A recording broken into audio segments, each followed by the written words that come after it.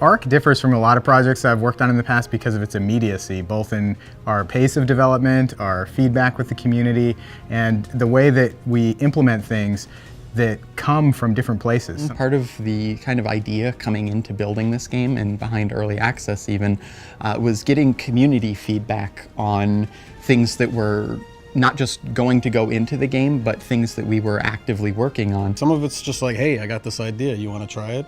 You know, we're big into rapid prototyping here, trying to get stuff in, seeing what works. Here, you don't really clock out. You work until whatever you're working on is done, and that passion just kind of carries around the office and is very infectious. So one of the best things about working here, you know, at Studio Wildcard is most of us are generalists, right? So it's good to switch up a pace for what I do. The team is just, you know, they're really into what they're doing, and they're able to take on so many tasks that would seem impossible and make them happen. The trade shows have been awesome.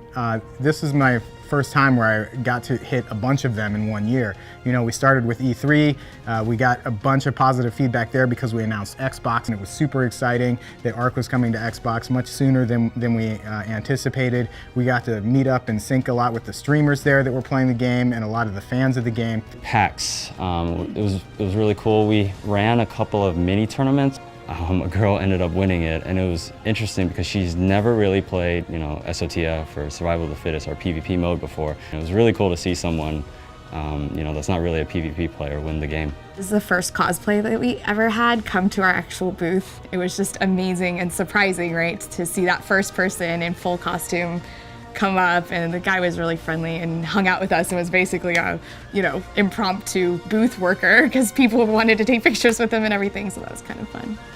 There's a lot of really cool ideas out there. a little shameless plug here, I'm gonna have to say my mod, Primitive Plus, is probably my favorite mod. But there is a huge pirate mod, and I think it's really ambitious, and it's really an interesting use of a gameplay space that we haven't explored. You know, the perfect hair forever mod, or maybe the cute hair. You should see some of the hairstyles they got in that. Someone's like, I got the best mod ever. You look down, it's like, just poop, poop, poop, poop, poop, poop, poop, poop, poop, poop, poop. It was like hilarious to me. The debut of our game was a guy who could not progress past 5 minutes in the game because you could not harvest any rocks in the game at all.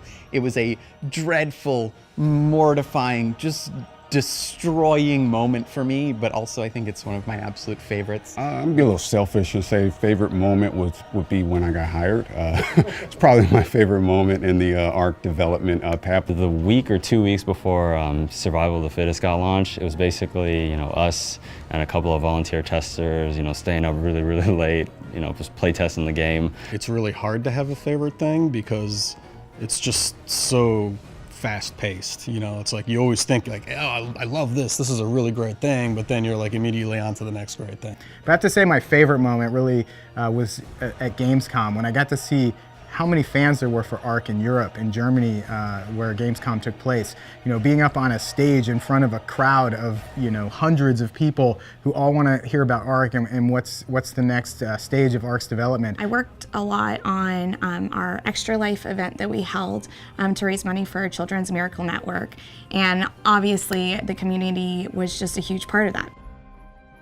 Everything becomes unfiltered, and it's just you and them, and then they're telling you about their bases, their stories, their experiences in ARK, and it's very casual, and it's a lot of fun, like being able to, it's like being in a pub with all the people who play ARK, and you're just telling stories, you're shooting scenes, it's very enjoyable to do, to laugh.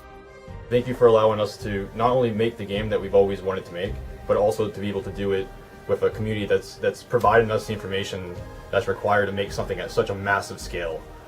You know, when ARK first started, we never thought for a minute it would blow up into what it is, and we're very thankful that it did. So let's keep making some awesome.